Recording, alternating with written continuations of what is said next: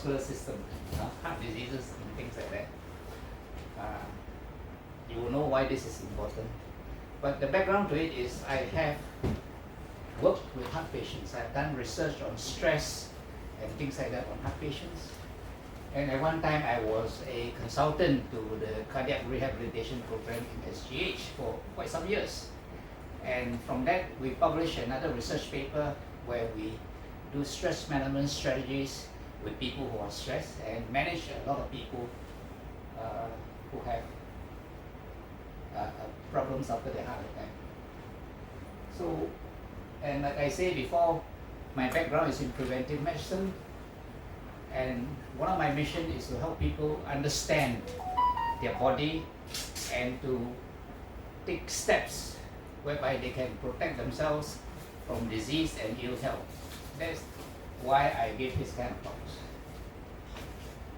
So, as a refresher, you know, from very earlier on, you have this famous father of medicine, Hippocrates, who say that if you hit the bone, a lot of diseases can be treated. And you know that heat is useful in a lot of disorders. That's why physiotherapy make use of heat. A lot of physiotherapists do that. And we have used hot and cold compressors. The other thing is frequency. Frequency is widely used in medicine nowadays, and THz therefore is a frequency. And of course THz is not confined to this device. It's used in health, science, military, agriculture and communication.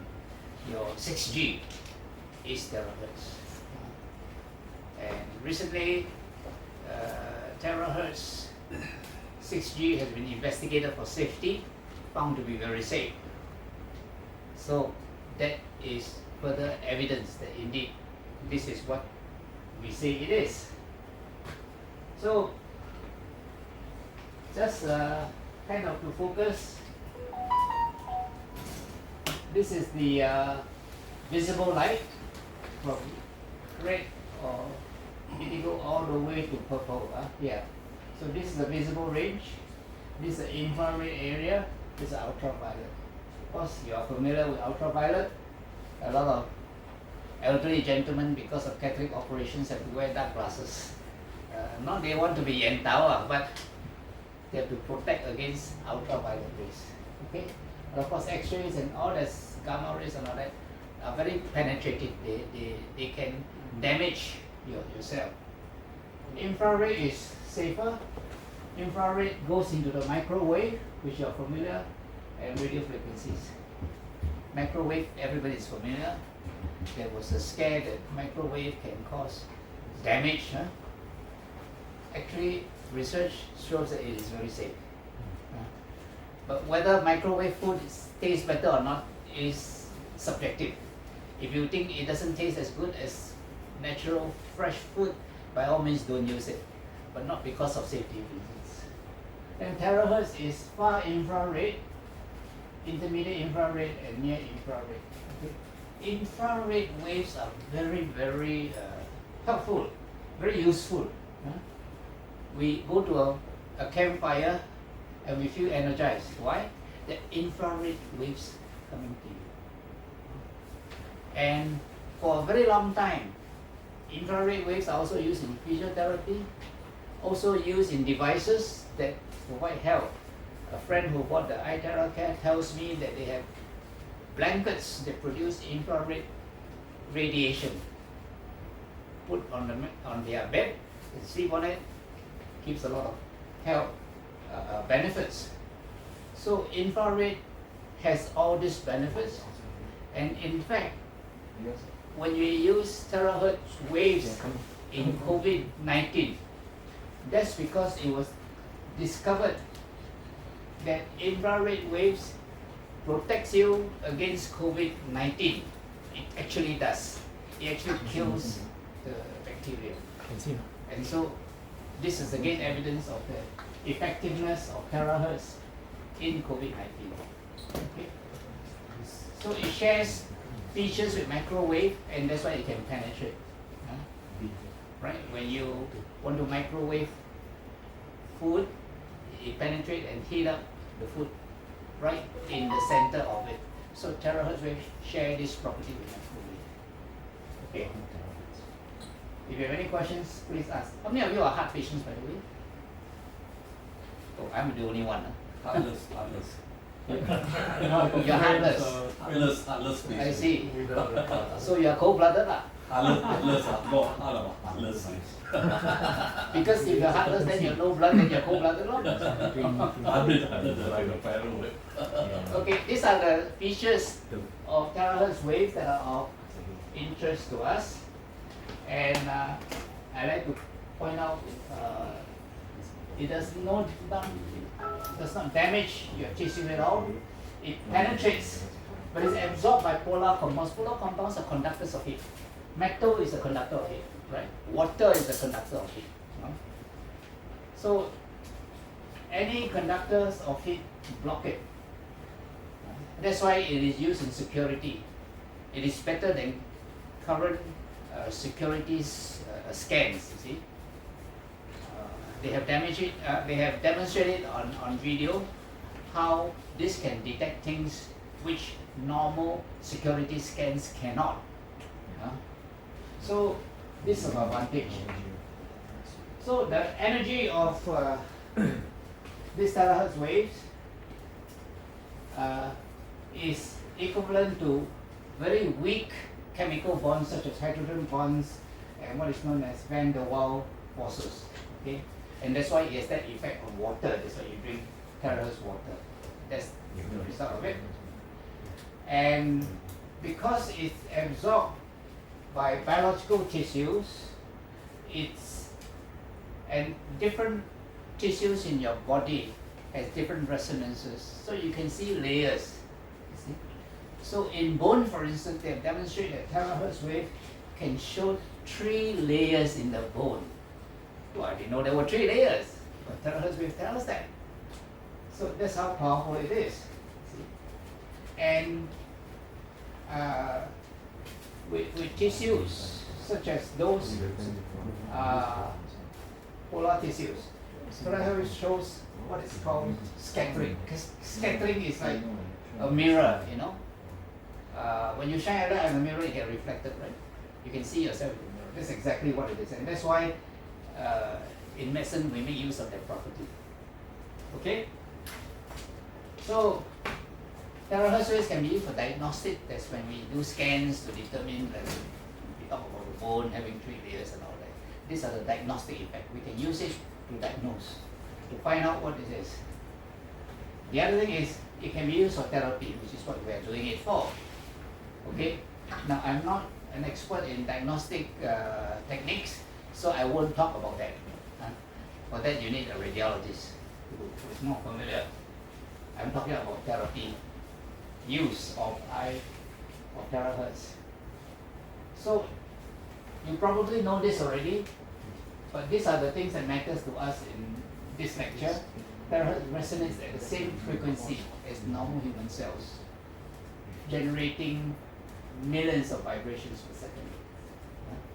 It's a combination of Chinese and Western cytology technology. The Chinese part has to do with meridians and energy flow and all that, which increasingly is accepted. You know, there is evidence to suggest that meridian channels do indeed exist, and it is used in a lot of techniques used to treat, for example, like autism. For example, in acupuncture, there's a scientific evidence for it. For example, psychological techniques also.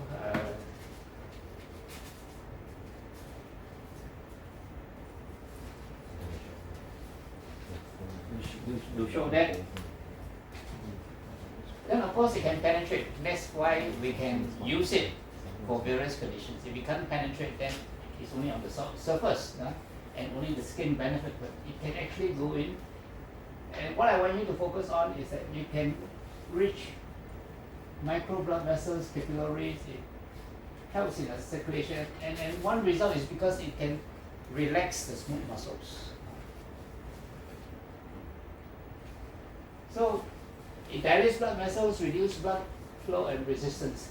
You know that blood flow there's a resistance, right? That is measured by your blood pressure.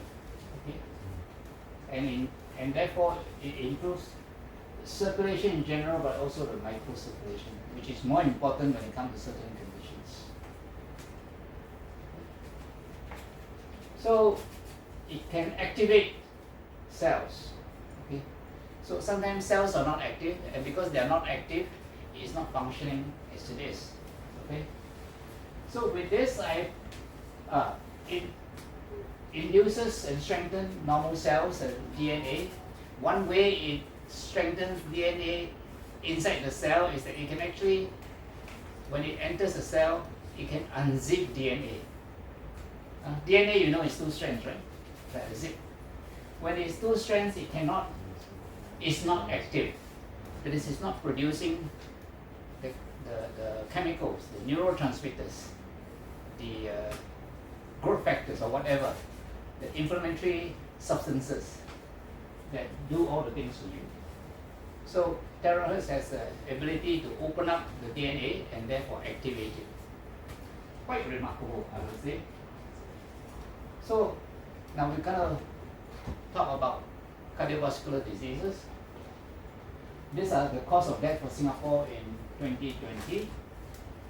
If you note carefully, the single biggest cause of death is cancer, 28.6. I want you to look at anything that to do with the blood circulation, the heart, the arteries and the veins. Hypertensive diseases 2.9, other heart diseases 2.1. Strokes and all that is 6%. You add these three up is 11. You add this to ischemic heart disease is 31.5. This is more than cancer. So in other words, diseases of the circulatory system is the biggest killer in Singapore because it can cause strokes. Like, I have a family history of circulatory diseases. My father had heart disease and high blood pressure, which I also have. Two of my brothers died of stroke. So it's the same thing. It depends on where the vessel get blocked or burst, right? It can be in the brain or in the heart. So it's the same thing. It's the same pathology, but in different locations, you see. Many years back, I was taking some Chinese herbs for my cough and cold. And being a kiasu person, I take extra dose. End up one day with blood shooting out of my nose. So my ENT colleague attended to me and said, it's because of a blood vessel that burst. So we traced and found out that, yeah, prior to that I was taking a lot of traditional medicine, and a lot of traditional medicine have this effect. That is to say that when you are taking powerful chemicals, be careful of what they do, what are the effects. You take supplements, that's fine. I remember taking a supplement and then I end up with all kinds of growth on my skin. So I stopped it. Everything has its side effects. Being a cancer person, I always overdo it. So be very careful. So because circulatory diseases is a major cause of death from these statistics, let's have a look at first blood pressure, which is something very important. So normal blood pressure is 120/80. It is considered high if this is 190. You have high blood pressure the minute this one goes up. Once it goes up, it's more than 80. These are the latest guidelines, okay, by the American College of Cardiologists. Okay. All right. Hypotensive is not an issue unless you are female. Females have lower blood pressure, and among Singaporeans, I found ladies who are just 90/60 or sometimes 80/60, 55, that kind of thing. Very low, but they're okay. But otherwise, this is not so important. but this is important. In the past, people were saying that as you get older, you had a higher pressure. So in the past, they were treating people like myself who are in the 70s up to 130, 90, or even 140, 90. Longitudinal follow-up suggests that this is not correct. People with blood pressure more than 120, 80 have a higher risk of everything. So now the standard is you want to treat to below 120, below 80, no matter what your age is. So right now my blood pressure is maintained about 110, 70. Now, I suppose that is the key to my long life. I should have died much earlier on, right? But I didn't because this is one reason. So that's blood pressure for you. And when we talk of high blood pressure, what are the causes? Now it is very clear to you by now that blood pressure is due to the way we live. The first thing, increasing age. The older you get, the chance of you getting blood pressure is there. You can't run away from it. When I was young, I don't have any high blood pressure, but as I get older, I do. Okay, another cause, I'm not sure whether it is in a slide further on, but another cause is if you're male, the risk of you having high blood pressure is there. Just being a guy put you at risk already. So you got to do something about it. Lack of activity, not lack of inactivity, lack of activity. That means if you are very sedentary, you don't do anything, blood pressure will go up. It's true. Now you understand. Excessive sodium. Hawker's food is very salty, right? They dump a lot of salt in it. Everything throw. Meeting also throw, everything throw. Trans fat has to do with fried foods. Fried food produces trans fat. Of course, if you eat fried food once in a while, it's okay lah, your body can handle it. But if you eat it every day, Kentucky Fried Chicken, you've got a lot of trans fat. And that is a risk for hypertension. Stress. When I work, when it was known that it was produced by stress, heart disease and all that, I was asked by my colleague, hey, be a consultant in my cardiac rehab. So I worked there. And my work was to help people reduce stress with biofeedback and other techniques. And in the research paper we published, we were able to show that it did help heart patients with stress. It's a very important factor. And if you have diabetes or obesity, you are at risk for high blood pressure. That is a fact. Especially when you have obesity plus diabetes. But if you have diabetes, you are at a great risk for high blood pressure and heart disease. A missionary friend of mine was admitted, he was said to have a heart attack. So when I visited him, I asked him, don't you have any chest pain? He said, no, I didn't have any chest pain. I just go pray, so I come in the hospital, they say I got a heart attack, and they say I have diabetes, which I don't know. I said, yeah. Diabetes give you silent heart attack. Very important to know that. So these are not only lifestyle diseases, these are silent killers. If you do nothing, you die. In the good old days, people don't know that they have high blood pressure because they don't measure. And then suddenly they have a heart attack, they go to hospital, they are told they have high blood pressure. And it didn't just occur that day, it probably for years. It takes a few years, at least 2 years or more, before your high blood pressure causes you to have heart disease. You see? And in women, some women when they get pregnant, they have high blood pressure. Now, that high blood pressure in pregnancy gives you the risk that the baby can die. It's called pre-eclampsia. When preeclampsia becomes toxic, it's called PET, and it's not a PET, it's pre-eclamptic toxemia. The blood becomes toxic and kills the baby. So the importance of this is that a pregnant lady who has high blood pressure during pregnancy is likely to be at risk for high blood pressure when she gets into menopause. So it is an indicator that something is wrong. Not everything is right. So these are the causes. What are the complications? What can high blood pressure leads to? Well, the most important is heart disease and stroke. And it can lead to obesity and diabetes. Peripheral arterial disease, we don't think very much that it is caused by high blood pressure, but it is. You know, in diabetic, they get their legs amputated. You know, some people who smoke, when they walk, they feel painful. That's it. Peripheral arterial disease. Your arteries in your limbs, especially your lower limbs, get narrowed. You don't have enough oxygen, so it causes pain. When too long, the tissue of your legs don't have enough oxygen, they die off. That's why diabetic get amputation.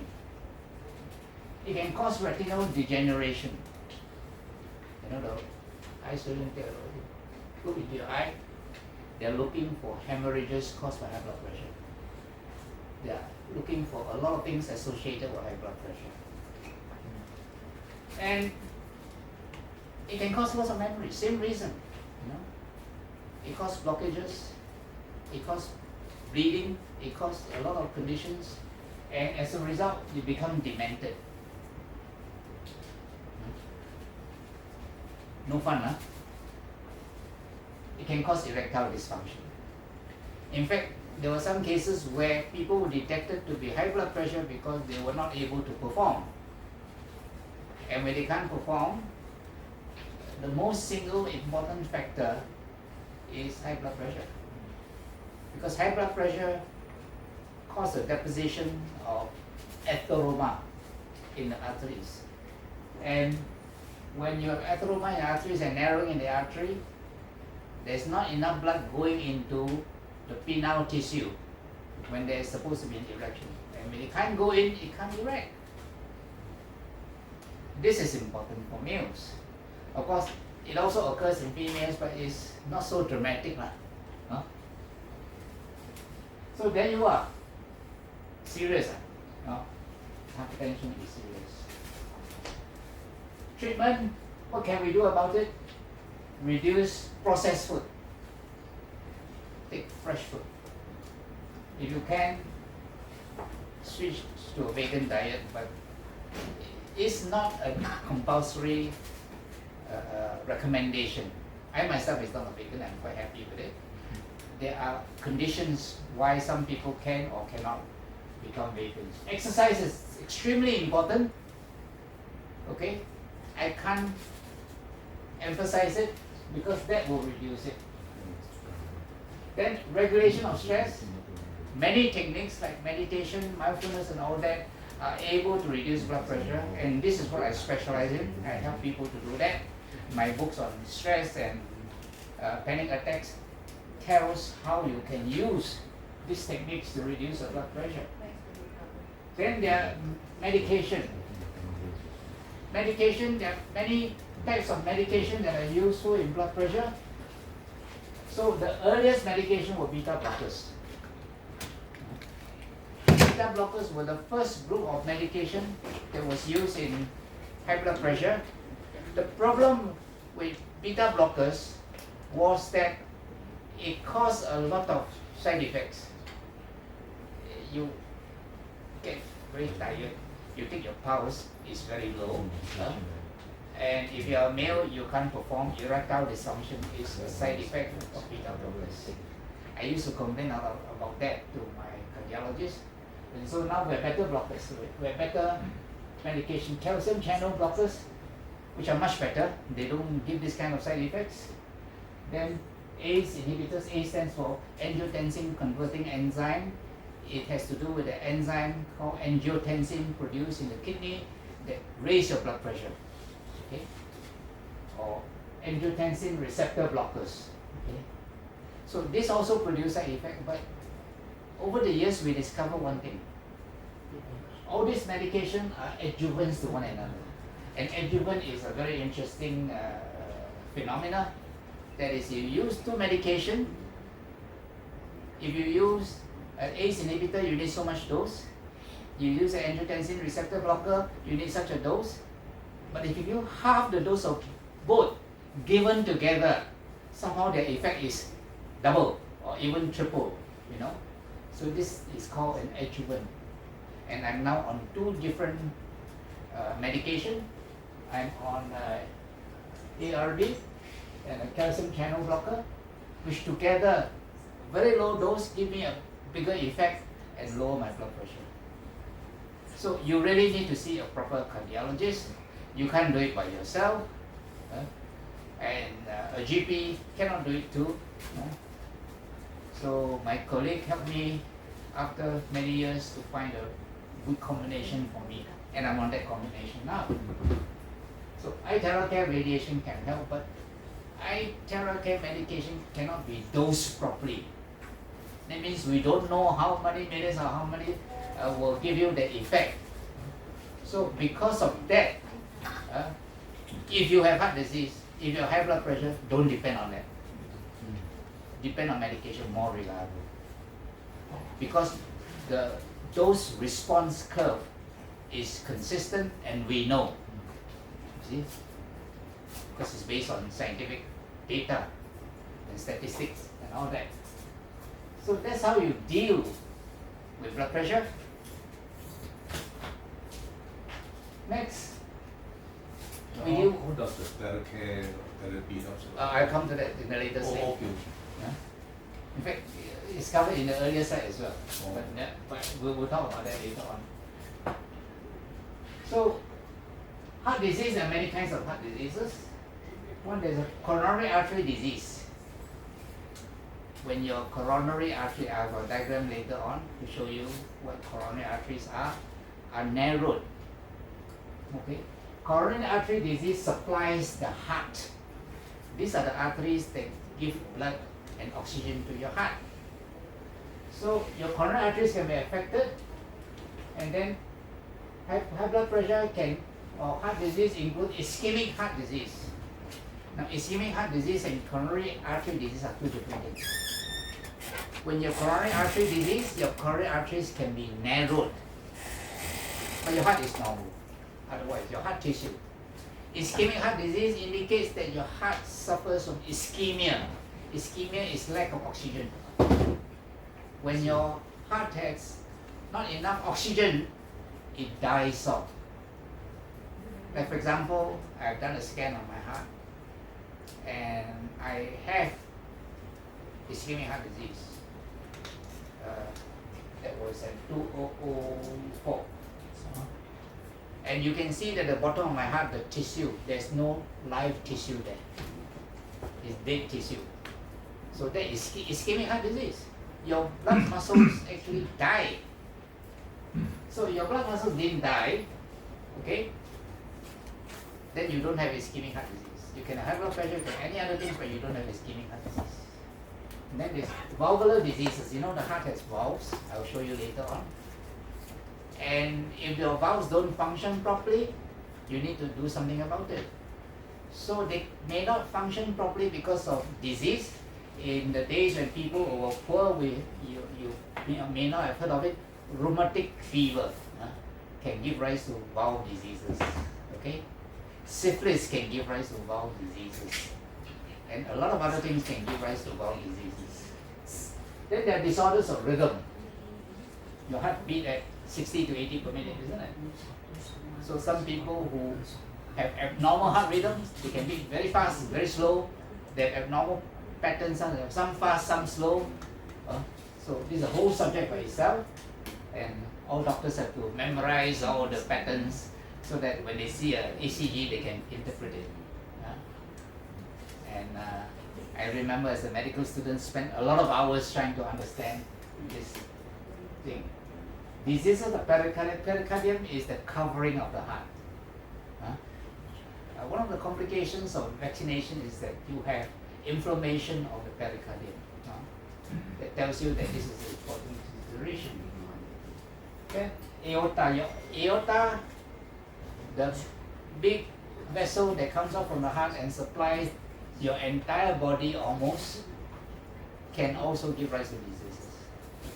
The most important of these diseases is something called aneurysm. That is, the walls of the arteries get weakened. When it gets weakened, it can be blown like a balloon. So an aneurysm is a ballooning of the arterial walls as a result of the pressure. High blood pressure can give rise to this aneurysm. This is typically which part of the body in the reason? Aneurysms can occur all parts of the body. For example, my church, one of the ex-bishops, Moses Day, you may have heard of it. His wife died because of aneurysm in the brain. So in the brain there is a circle of blood vessel called the circle of Willis. It's very prone to form a balloon-like aneurysm. So apparently she has an aneurysm in the circle of Willis which burst and caused her death, caused a stroke which kills her. Many people have that aneurysm there. What's that fellow? King Siket. It was thought that he had. At least I heard rumors. Don't take it from me as a fact. You want to repeat it, please check Google for the fact. But that was my impression, that he had aneurysm. So aneurysm in the aorta are common. There are two causes of it. One is syphilitic. Syphilitic disease can give rise. One is the aneurysm that is more commonly due to the blood pressure. So this is how a heart looks like. These are the four chambers. No, 1, 2, 3, 4. This is the aorta. This is the major blood vessel that comes out of the heart. The blue one is the right system. The right system supplies your lungs. Okay. So these are blood that are not oxygenated. They come back carrying carbon dioxide from your tissue, then goes to the lung, come back oxygenated, red with your left ventricle, then go to the rest of the body. Notice that all the four chambers are protected by valves.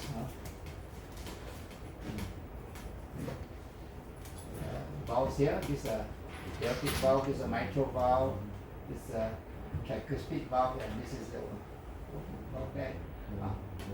This is a pulmonary valve. Okay, so blue stands for oxygen poor blood, red stands for oxygen rich blood. Okay. Now, when you understand how the heart functions, you will know why you have problems. So, valvular problems. Two kinds of problems can happen. Stenosis, then narrowing due to disease. Normal opening is like that. If it doesn't open properly, it looks like that. Regurgitation, so usually happen on the left side. So blood goes through, there's still leakage. The thing is, when the left ventricle pump and send blood to the aorta, it also send blood back to the left auricle. It should come here and here, right?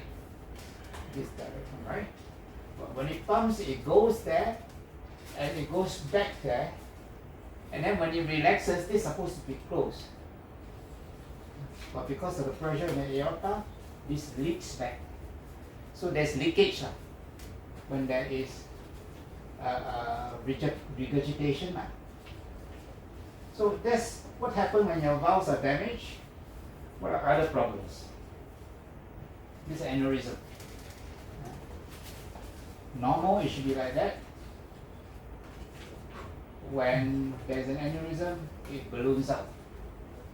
The danger, of course, is when the aneurysm bursts, you bleed like crazy. Internally. Huh? Internally. Yeah, internal bleeding. Who was it? Some prominent person died of aneurysm sometime back. I can't remember the name, but somebody who is known to most people. Can't remember the name. How can one tell when you suffer from it? Huh? How can one tell when you suffer from it? It's an emergency. Oh. If you can't get to the doctor in time, you bleed too much, you die. No, I mean as in external symptoms that What? a person when It's bleeding- sudden. You don't know. If the thing causes pressure, you may have symptoms because of the pressure it puts on the organs. But it can be without symptom. It can happen very suddenly. Is it possible through physical examination, like when you press somewhere If- If there is any symptom and you check or you do a scan or whatever and you discover that there's an quickly do something. Okay?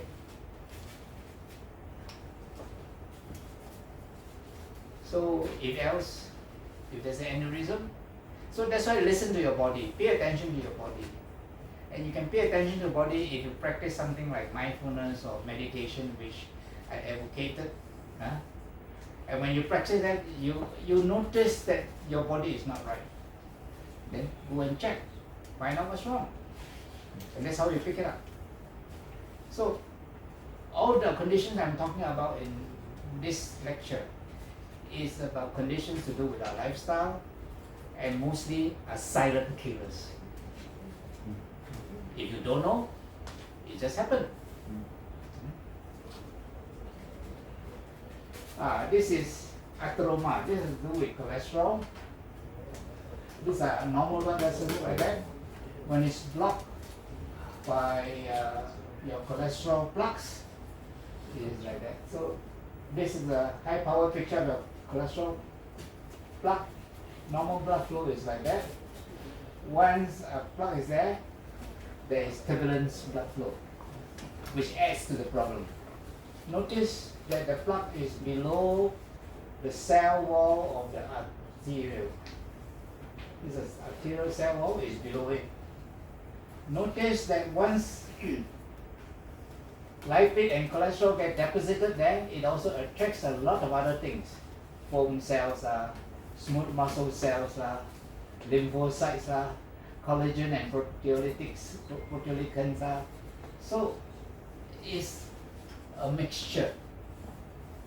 And then when you get calcium deposited, it becomes hardened. Right? So serious, isn't it? And you don't know until something happens. So we're going to talk about something happening. These are the arterial system of the heart, the arteries that supply your heart with oxygen. All these are arteries, different kind of arteries. Now, if you have a block here, which is high up, what happened? How much of the heart tissue is affected? The whole lot here, isn't it? Right? What happens if your block is here? It's at the tail end, right? So how much of the tissue is affected? Much less, isn't it? Only this area. So when I had my heart attack in 2004, my block was high up, somewhere here. And fortunately, the block wasn't complete. 80% block. And after giving me medication, my cardiologist colleague says, I still have symptoms. You better go in. It is going to get worse. That means, when I saw this, I realized, if I have not seen my cardiologist immediately, and immediately they have gone in and do something, and put a stent in, I would have just collapsed and died. You heard of people who collapse and die? Not heart attack. They have a block high up. And it's sudden. No time even to say goodbye. No time to tell your friends, hey, see you in the next life or whatever you want to say. You see? So it is serious. I could impress on you more.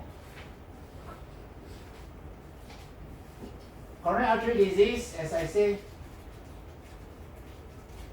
I think this is a repeat slide, isn't it? Have we talked about this? No. Age and sex, we mentioned that already. The older you are, if you are male, you are at risk. Smoking is an important cause. For goodness sake. smoking has no benefits. Alcohol has some benefits.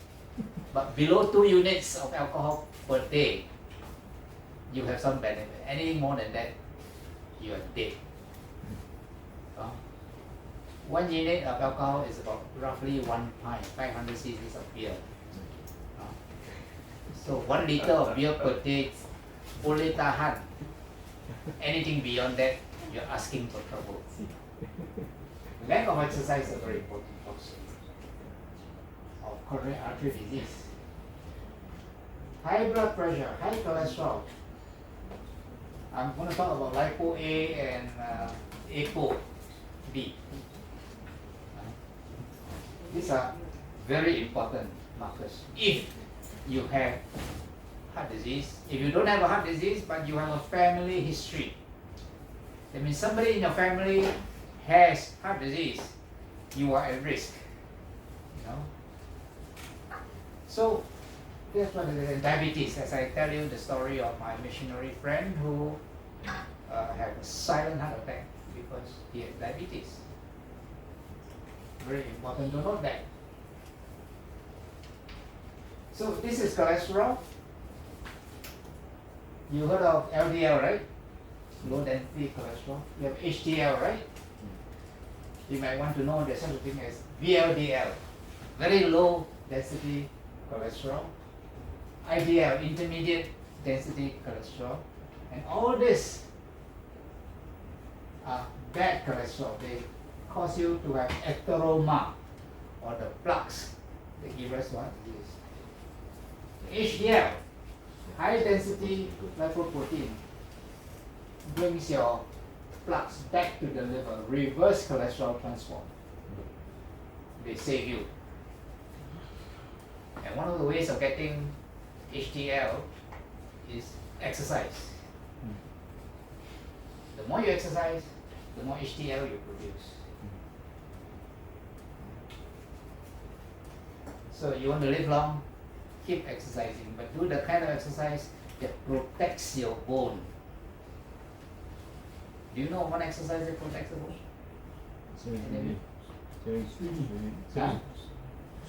Swimming. They found that swimming is not very effective. Yes, it does, but it's not very effective when you compare. I don't know why, but that's the research evidence shows that. Jumping, Huh? trampoline, jumping, trampoline. Trampoline, back on the knees, because of the force. No, because of the cushion. Huh? The trampoline is good. In exercise, that protects your bones. Walking. Long walks is synonymous with long life. Long walks with a companion is synonymous with a happy life. Okay, let's go. So if you walk, you live long. Especially if you walk a long time. And if you walk with your loved ones, you have a happy life. That's what it means. You see? So that's what walking will do for you. That's what exercise will do for you. Now, I was a bit confused just now when I prepared because I think there was something wrong with the way I label myself, and yeah, now I see. These are the what happens when you have coronary artery disease. You have angina. Angina is the name given when your heart don't get oxygen. When your heart don't get oxygen, it tells you by giving you pain. Okay? So pain, I think that's all, nothing else except pain, that is angina. No heart tissue damage. There are 2 types of angina, stable and unstable. Stable angina means that there are coronary plaques in your arteries, but somehow they are not increasing. That means, let's say you have, now anything below 70-80% block, you have no symptoms, you don't know. You need to reach about 70 to 80%, then you have symptoms, right? So what happens, you have 70-80% block, and then you take a medicine and it goes down and the pain no more, that's stable. Why I was told to have unstable angina was because although I was 80% block, he gave me the medicine to open up my coronary arteries, the symptom didn't go away. When it doesn't go away, it means that it's evolving. That means it's increasing in size from 80 to 90. When it reaches 95, 99, you have a heart attack. So that's unstable angina. Unstable angina can give rise to the condition where you can just collapse and die. So now there are a lot of reports of this AUTHENTICATION being able to help with heart disease. Those cases, I must warn you, is because of stable angina. Just like taking a tablet of GTN or whatever to open up your heart vessels. So yeah, this will work. But if you have unstable angina, don't try. It takes 7 minutes to kill you. That's why people in Singapore are taught CPR. If you do CPR, contact the ambulance, and if the heart continues to beat after your CPR, you get to the hospital, you are damn lucky. There are people who have been saved that way.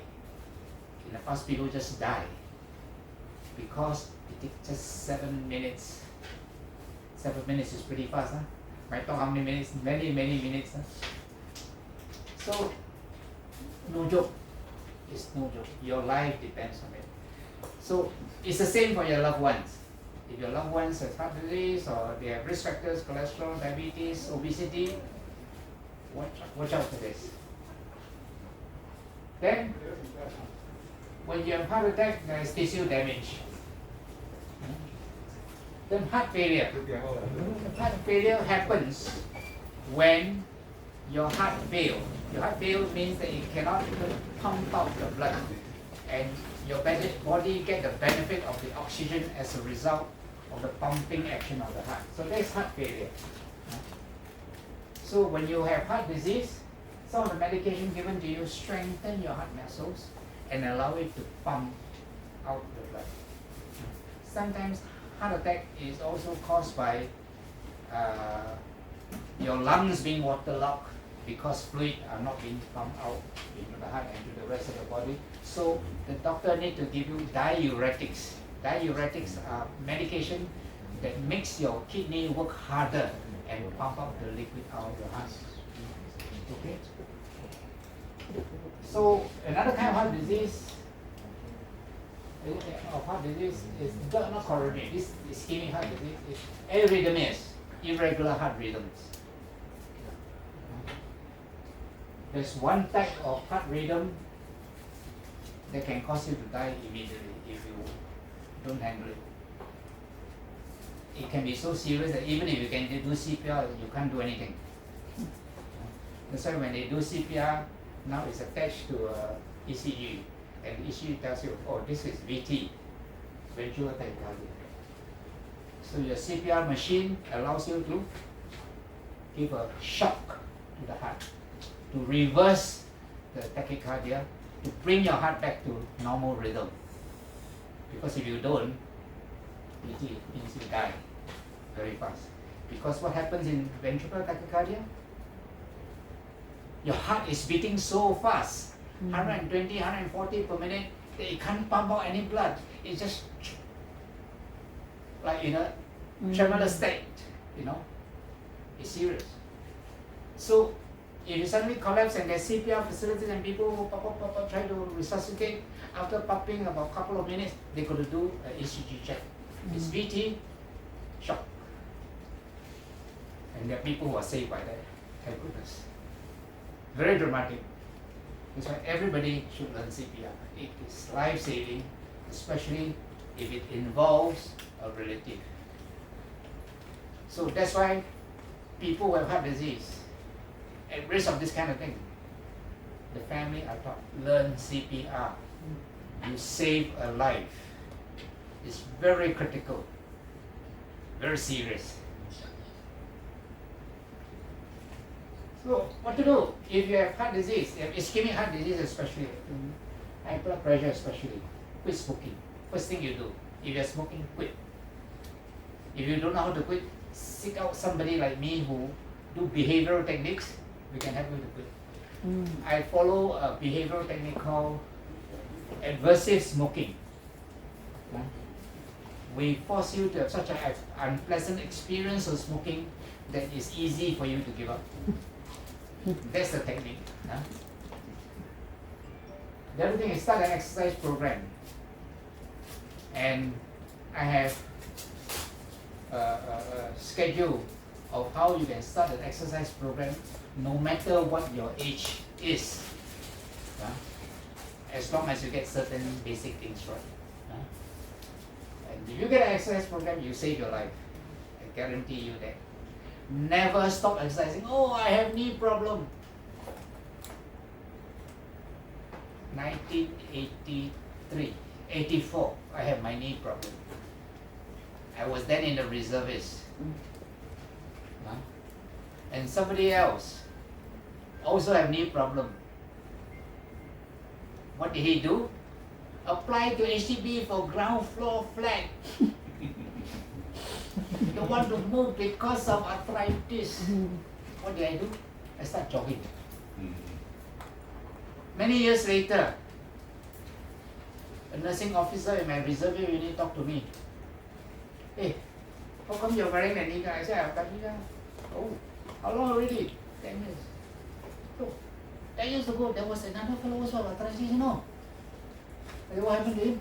So, he's invalid, he's now in a wheelchair. So, exercise save me. You don't use it, you lose it. Control your blood pressure. Critical. It's a silent killer. Watch your cholesterol profile. I'm going to talk a little bit more about that. Pay attention to these things because these are risk factors. And so, to prevent, you must do like that. Maintain a healthy weight. I couldn't emphasize you more. Food is good. A lot of us is on a seafood diet. You know what's a seafood diet? Whatever food you see, you eat.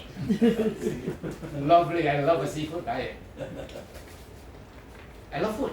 Honestly, I love food. But you learn to control it. You learn to regulate the amount. You learn to choose healthier foods. That's how I keep my weight down. I still have my char kway teow. I still have all the fried foods I enjoy, but space them out and protect your body. So try to go for low fat, low salt diet, and if you eat hawker's food, that's pretty tough, right? Yeah. But you can regulate. How do I regulate it? Ask for soups. Soup usually has less salt, right? That's how you can regulate it. And make sure you have plenty of fruits and vegetables. And go for whole grain rice, whole grain bread, and things like that. Cut down on it if you can. Cut down on carbo if you can. Reduce and manage stress. That's what I was good at. That's what I do. That was my role when I was in the cardiac rehabilitation unit. I was helping heart patients to reduce and manage stress. A lot of heart disease has to do with anger. I remember one Malay technician. He was an excellent technician, but he was so angry. He was angry with his sister that gave him problems. She's a mental patient anyway. So he got a heart attack because he was so angry. So I teach him how to manage his anger. And so has a lot of other people with anger problems. Another was a Chinese guy. He was angry with everybody because he's an angry father. So everywhere he go, he find angry bosses.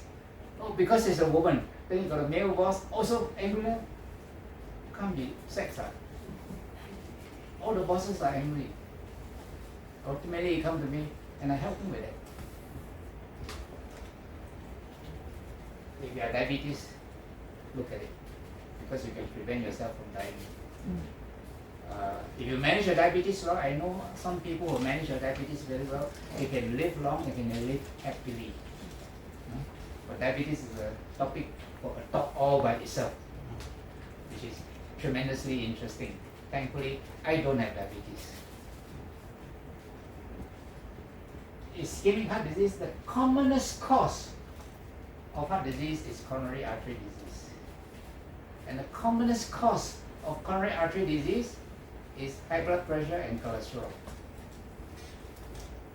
So you see the connection? Why you got to pay attention to this? Why I decide that I should give a talk on this, because this is the most important cause of death for people in Singapore. Next to cancer, this is in most countries, cancer and heart disease, strokes and the heart are the major killers. But if you combine strokes and the heart together, they are the number one killer of people. There's no cure. There's no cure for heart disease, by the way, unless you replace your heart. But you replace your heart, you need to do so much medication to suppress the tissue rejection, isn't it? Take steroids until you bloat it up like a balloon. You need to manage such that you don't prevent future heart ischemia. So you have a heart attack, you get it treated, and you're happy. Bear in mind, heart attacks can come back again. That's why heart patients are on medication for life. I have survived my heart attack this year, 2022. 9 years now. By next year will be 10 years. My last treadmill was perfectly normal. All the blood vessels were clean, not a single plug was detected. So the doctor say, good for the next 5 years as far as the heart is concerned. So that's where you should be. If you are anything above 60, you should have a treadmill examination, male as well as female, because you're past menopause so many years already. It is important to know that. Improve blood flow by medication, by any means, THeraCare, everything. Manage your risk factors, your cholesterol, your blood pressure, your diabetes if you have them, and appropriate activity level, including exercise. As I reach this age, when you're above 70, if you can take long walks, if you want the benefit of long walks as well as the cardiovascular effect, I learned from my colleagues, all different specialists, all because of our age group, we've been doing everything we can to manage our health. But the best recommended exercise is a combination of jogging and walking. That means you walk for 2 to 4 minutes or 5 minutes, and then the next phase you walk, then you jog and walk. Why jog? Jogging gives you the cardiovascular benefits, which walking may not give. In other words, it gives you a cardiac reserve. It increase your ability to cope with sudden demand for your heart to react to activity. So that is a useful thing you can do, appropriate activity. And mind you, the older you go, play some games. Because as you get older, you discover that one of the things that happen to you is that you tend to lose your balance. Yeah, that means some part of your nervous tissue is gone, and you can't balance yourself. So what do? Make sure you play games, because games require you to balance yourself. You don't have to play football. You can play a slow game of tennis. If you have to move your joints and your body in different direction, or play golf that requires you to twist your body around, balance and all that. So, or dancing, if you still can, but then you require a partner. So this helps you to maintain your balance, and that helps you to have a lifestyle that you enjoy. So there are many ways to increase the blood flow to your heart. Medication, control of blood pressure, medication for cholesterol, medication to regulate your heart rhythm. And of course this one, angioplasty. Angioplasty means to reduce the blockage. So you do that with a balloon. And then stent. Stent is to put a wire netting on the walls of your artery to hold the artery in place and to prevent build-up of plaques. Bypass surgery, lifestyle change. That's what I was working on in the cardiac rehabilitation unit. So this is insertion of stent with balloon angioplasty. So that's what happens when you disease. You got narrowing because of the plaques, right? You insert a balloon with a netting, the stent in it. One stent is quite expensive. If you do it in private hospital, it can cost you a bomb. So you insert that in, the balloon get inflated, expand the stent, press the flap, okay? And then the balloon is then withdrawn, leaving the stent behind. So this stent protects. This is how it works. In the good old days, they introduced it by an artery and your hip. Nowadays, I'm told you can even do it in your wrist. Wrist shutter. And the hip, it goes through, pass through your kidneys, pass through everything, go to your heart, and then this one direct, much shorter distance. So that's what happens when you get a stent. Bypass surgery. So they get the veins from your legs. So your legs have a lot of veins. So they take one strip of vein. And where did they put it? They put it here.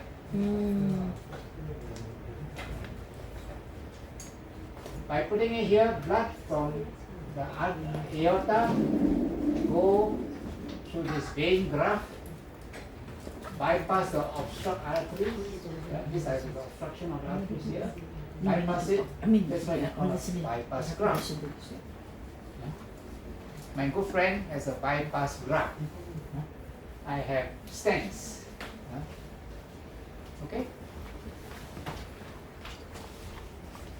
So, if there are disorders of rhythm, if the heart's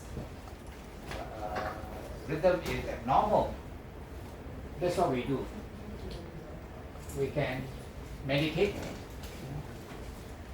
and we can ablate the focus. In other words, the rhythm is due to the conduction system of your heart. So if the focus is a particular area which kind of trigger off the abnormal rhythm, we can use the catheter to ablate it, to kind of destroy it, so it doesn't cause the abnormal rhythm. And of course we can use a pacemaker. Of course nowadays there are a lot of sophisticated procedures which I don't think I want to go into, but these are the more common sense ones that you can understand. Okay? Cholesterol, the good and the bad. There's so many stories about cholesterol that I think it's important that we understand what are the latest findings. So all of you know about the bad cholesterol, the LDL, the good cholesterol, HDL. Okay? But you hear doctors keep saying APO, APO A, APO B, and all that. What is APO? Now you know. Lipo A is a type of LDL with an apolipoprotein A. And apolipoprotein A1 is a component of HDL. Apo A1 is the one that brings the cholesterol back into your liver. Apo B is linked to a LDL, it carries fat and cholesterol. So this is associated with LDL. So the ratio of Apo A1 and B, that's what some doctors look for. This is considered a marker for heart disease. Some people look at the ratio, some people look at A1. Up to you. We don't normally do it on everybody.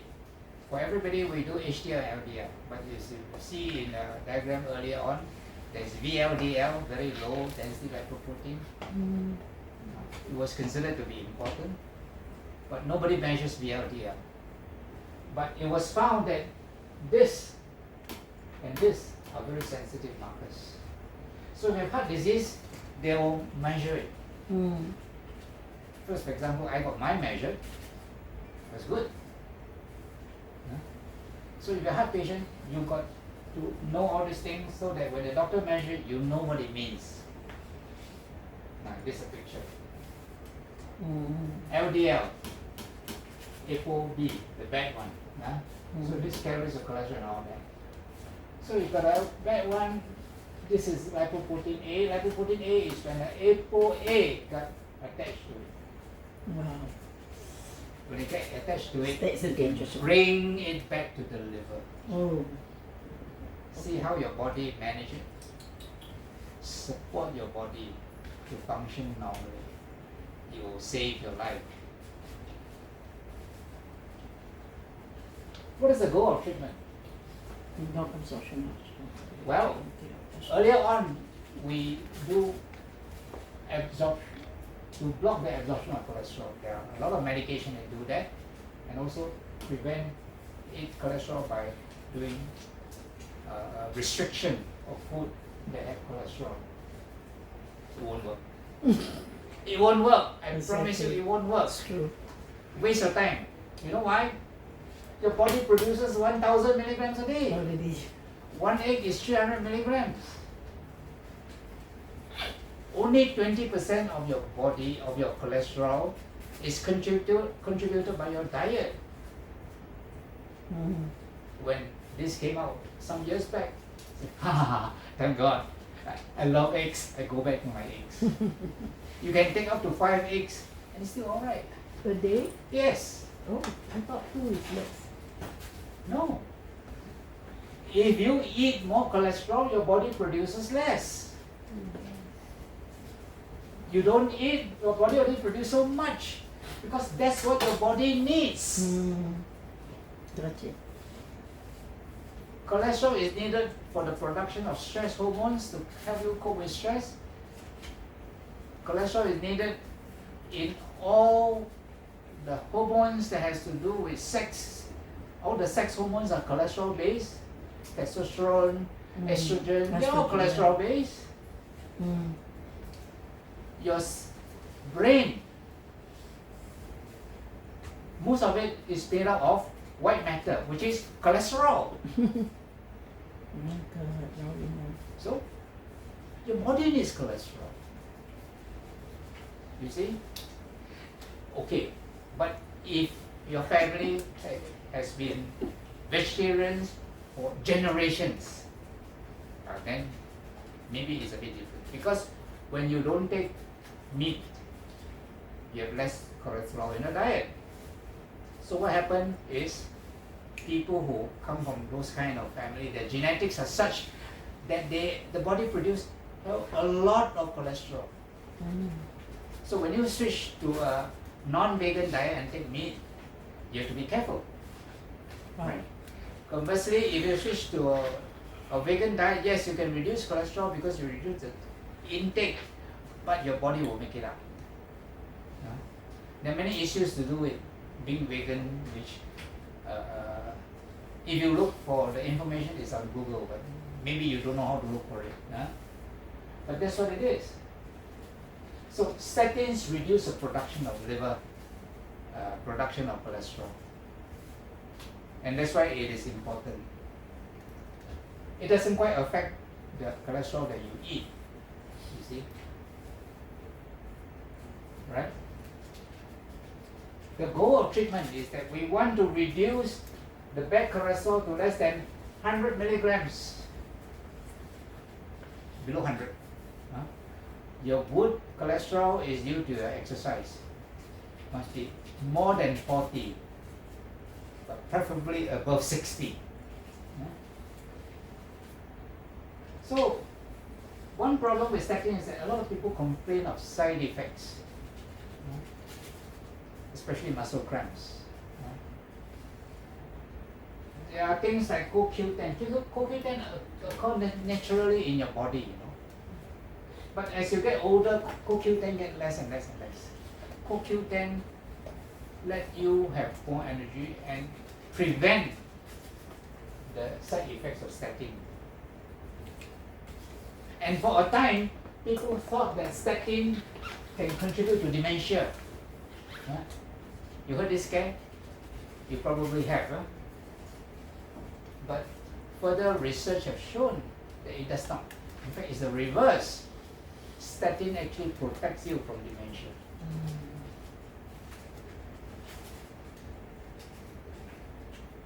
Now, how about the preventive use of statins? So, a lot of people in the past, they were given a blood test, high cholesterol, they were prescribed statin even though they don't have any heart disease. I think that different people are different. In fact, the conventional thinking is do nothing unless you have heart disease. You may be those that can live with a higher cholesterol level as long as you don't have heart disease, as long as you don't have hypertension, then perhaps live with it, monitor. Make sure that you remain healthy, be actively exercising. Yes? Isn't the best way to eat egg? I read that the egg, to get the nutrients from egg, it's best to eat it boiled. Is that the best way to eat egg? Eggs. Yeah. As far as I'm concerned, it doesn't make any difference. Unless you're looking at other things, other vitamins that may be present in egg yolk. Egg yolk contain a lot of vitamins, which if you eat it hard boiled, you may not get. And there are a lot of things to do with, what you want to achieve using eggs. I'm not going into that, you see. But the information is out there. On YouTube, there's plenty of videos on this kind of thing. I honestly don't think it makes a difference as far as cholesterol is concerned. The yolk is full of cholesterol, right? And note that for the young of the bird, the egg is a basic nutrition. Same for the young of your infant. Your infant needs cholesterol. Don't restrict yolks and things that have cholesterol to your infant until way past 2 years when the brain is being formed. But the brain needs cholesterol. Okay? So these are some of the latest information that you get on this slide. So what does iTeraCare does with the iTeraCare waves? Well, iTeraCare has the ability to open up blood vessels. Certainly there's a relaxing effect of iTeraCare. Then we know that terahertz waves has the ability to stimulate the production of nitric oxide, which is a transmitter that open up your blood vessels. Nitric oxide is in medications such as Viagra and related compounds. They open up. That's why Viagra is used in diabetics nowadays, not because of anything but to open up the blood vessels. So terahertz waves have this effect. They stimulate repair of myocardium. That's what terahertz waves can do. And judging from the various accounts of people with stable angina who kind of radiate themselves with terahertz waves, it probably activates HDL action, thereby reducing the plaques. Provided your angina is stable. Unstable, please see a doctor and get attended to straight away. Don't hesitate. And reduce psychological stress. A lot of it is mind-body connection. That's why in my books I always stress that. So that is very important. Psychology has a lot to do with the heart and heart diseases and blood pressure and cholesterol and all these things. Stress can produce high blood pressure. Stress can produce a rapid pulse rate, can produce a lot of things, you see. So, iTeraCare has a lot of successes with several disorders and conditions. And it will, while iTeraCare can help a lot with diseases, I don't recommend using that for that alone. With increasing age, you're at risk for more and more diseases. And because of my perspective of promoting preventive medicine, I like to promote this device for prevention, especially if you have a family history. But prevention has a cost. Not in monetary terms. Prevention in monetary terms is very cheap. Exercise is very cheap, right? You don't have to pay to exercise unless you want to go to a high-class gym and pay the kind of fees there. Fine, go ahead. But it's free. The cost of not attending to your own prevention of your health is more costly. It's easier to prevent heart disease by exercise, look at your diet, look at your lifestyle, learn to manage stress. Take some effort, but it's free. Yeah. But your heart disease, you pay a lot, you know. One of my patients was a politician from a nearby country. He was very bad heart disease, and I was attending to him. You know what's his bill like? After some months of hospitalization, of course he was staying in the A-class ward with an attached suite, with refrigerator, with facilities to entertain visitors and all that lah. Cost him $500,000. If you have that $500,000, I can do a lot with it. Than to just stay in hospital and entertain my visitors with all the paraphernalia they offer. Not worth it.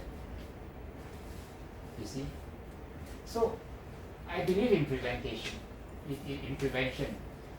Therapeutic effect is dramatic. So, heart disease, blah, blah, blah, blah, you put a video, wow, very dramatic. And people say, oh, maybe I can. Motivation is highest for therapeutic use. When you have a disease, you'll do anything. $500 only. Oh, that's cheaper than my treadmill examination. So buy it. No issue. Opportunity cost is very low. Very dramatic. But you are at higher risk. You can do it. It may not, depending on where you are.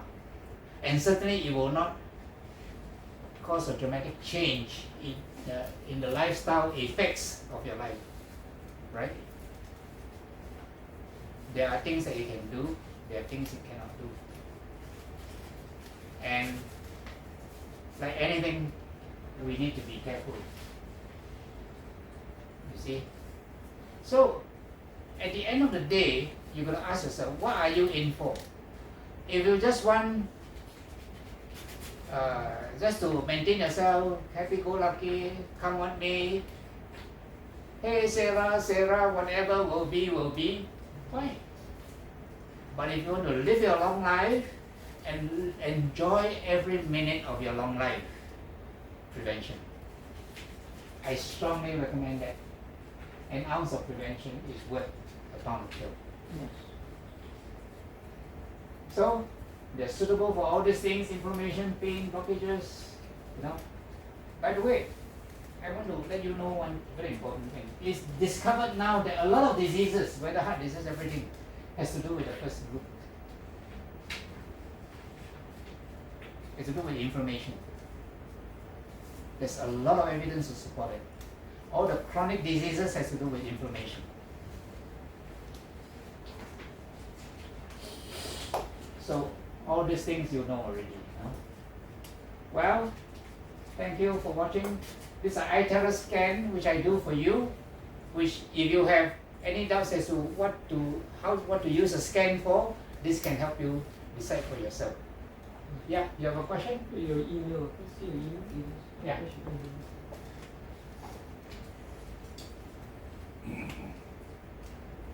So you said your slide just prior to this that it's not suitable for congenital conditions. Huh? Okay, people with congenital heart Congenital heart disease. That means they are there since birth. Yeah, okay. So those with existing, I mean not congenital, I mean typical people, which area to start to do the... Which area to start? There are in the people who recommended you to buy will have given you a PDF document that tells you different condition, right? That's correct. There is Yeah. also a general scan where you do about 6 or 10 steps, right? Yeah. You can do either one. Okay. I use it on in a general scan, general body scan, paying particular attention to the things I'm concerned about, my skin, my heart, my prostate, which are areas of my concern, right? And this basically and generally, and my bones, yeah, because I have arthritis. Can it renew or regenerate? I mean, I think some of the information mentioned that can regenerate some cells, right? So in this case, say for example, Yeah, there's an anti-aging effect. right. So say for like myocarditis or say your heart tissues has been dead, is it possible to regenerate it? I think if the amount of heart tissue is small, I won't pay attention. Like for example, my scar tissue is a small area, so I didn't pay much attention to it because I still can run, I still can jog, I still can run up the staircase, so it didn't affect me functionally. But if you're concerned about that, I would combine this with the use of anti-aging medication. That means stem cell products combined together, very effective. See, there's a result of an experiment where they perfuse a heart patient with stem cells. This was monitored very closely because they were doing a research. So they perfuse the heart with these stem cells injected, and after the perfusion, within a few days, no more stem cells were detected in the blood.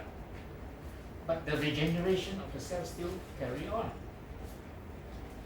So when I examined the blood, they found that the stem cells actually stimulate the production of a lot of growth factors. You see, your cell is able to repair not because of any stem cells, but also it stimulates the production of all the growth factors. And you need to repair a particular tissue. You need several growth factors, not just one. Several. And it's these growth factors that continue the repair even though the stem cell has disappeared. You see? That is the effect you want. You see? And that effect is biochemical, it's at the site. That is what we want. This can help lah. It may make it faster, it may be more consistent or whatever, but whatever it is, this thing is very hard to, this thing is like agar, you know. There is no standardization as to how much you give, at what dose, at what distance it is radiated, then you will produce a consistent effect. It's like taking supplements, you see. Like somebody say, oh, I have high cholesterol, I take curcumin. Say, yeah. The curcumin depends on where you buy it from. The quality is very low. I have a heart disease. I don't really depend on that. I won't take my medication because I know exactly. See, my cholesterol now is total cholesterol is below 100, which is very good. But I can't depend on a supplement now because the standardization is notorious. I won't depend on it. No, this is good. So you supplement it. That's why supplements are called supplements. This is equivalent to a supplement.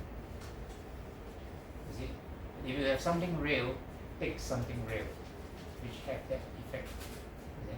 I would do that. Yeah. Any other questions? Dr. Kok, I ask you, you're talking about the eggs, right? Is it children, adults, and all got limit, like eating the eggs? Yeah. Okay. Yeah. If you read a lot of articles by a lot of physicians, their minds are totally changed now. In the past, we cannot take eggs because of the cholesterol. So I used to take eggs but without the yolk until the new results show that yeah, it's safe. So I take my 2 eggs regularly. One doctor even say, yeah, you can take 4 eggs. Yeah, because your body produces 1,000 what? If you take it in the diet, your body will produce less. And there are days when I take 2 eggs. I remember one day when I have my 2 eggs and my friend say, we don't need the egg, try to have 1. So I take 3. And lunchtime I take another 1, 4. Nothing happened. I didn't die. Thunder and lightning didn't happen. No, the important thing is you got to understand that cholesterol is natural. That's why your body produces it. Unless you have a family history, unless there are some abnormalities that cause you to be obese.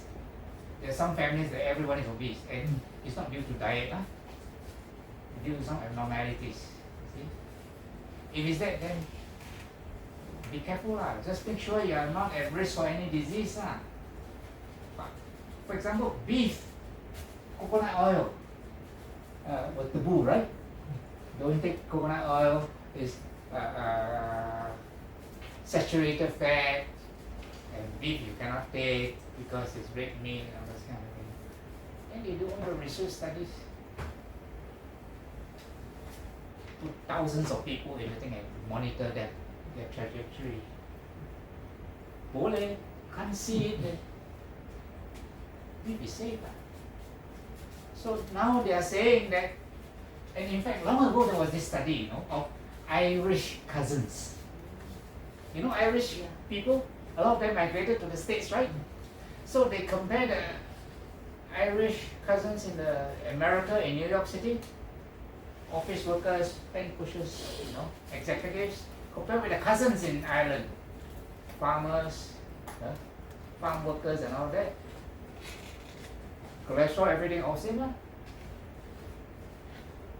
Diet about the same, Italian, Irish. But the cousins in New York have more heart attacks than their cousins in Ireland. And it was from that study that we began to realize that it has to do with activity. The cousins in New York are less active. In fact, this has been done many times. There was also another study that compared 2 companies. One company, the employees were more active than the other. And you see this difference as well. So that's why these are all lifestyle diseases. How you live a life. There's a tiger outside, I don't want to go out and walk. Fine. Whether the tiger is there, I don't know. But as far as I know, nobody got killed. So if a tiger in the street prevents you out to go out and exercise and do your normal things, fine.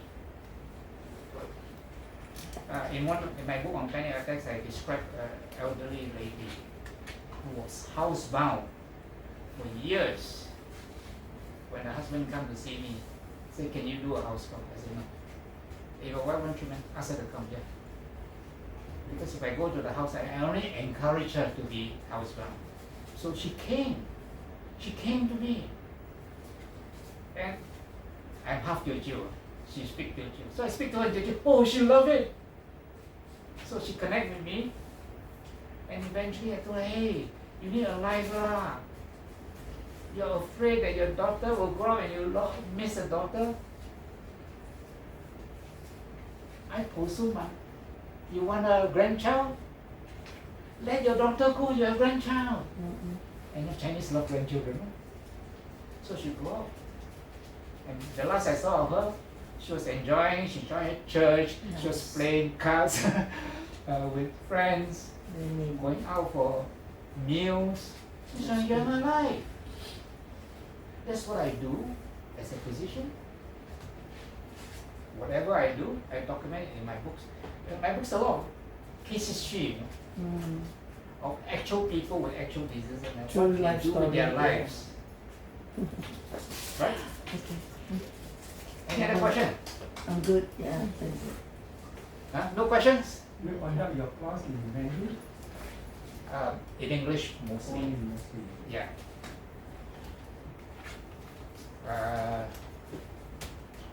To do it in Mandarin, I can, but I need an translator to translate everything in Mandarin. Then I can do it.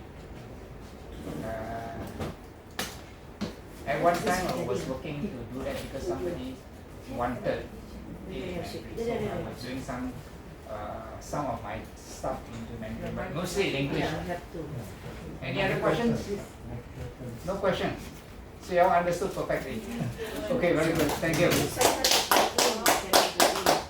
they need a referral. It's not launched yet.